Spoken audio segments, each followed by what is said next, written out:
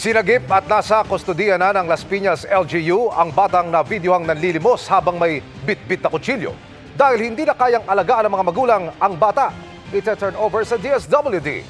Nakatutok si Darlene Kai. Nag-viral kamakailan ng videong ito ng isang batang may hawak na kutsilyo habang nasa kalsada. Sa isang punto, ang bata tumingin sa kumukuha ng video at nag-dirty finger pa. Ayon sa PNP, ang video nakuhanan sa panulukan ng Alabang Zapote Road at Diego Serra Avenue sa Las Piñas noong July 21. Ang bata na-rescue na raw at nasa kustodiya na ng Las Piñas LGU. So immediately nga itong mga batang ito ay rescue, no? Rescue ito ng barangay. So ngayon nasa pangalagaan sila ng City Social Welfare and Development. Nakarating na rin sa DSWD ang insidente. When this went viral, nakipag-ugnayan na kami sa local government at nasa kanila na, even as we speak.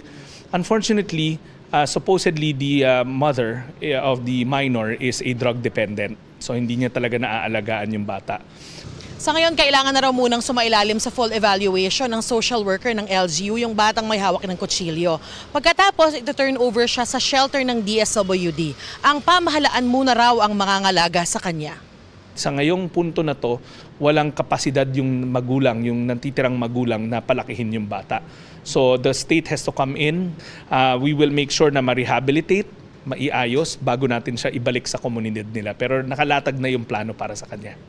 Lalo pa raw paiigtingin ng Las Piñas PNP ang police visibility sa lugar at mas mahigpit na ipatutupad ang curfew.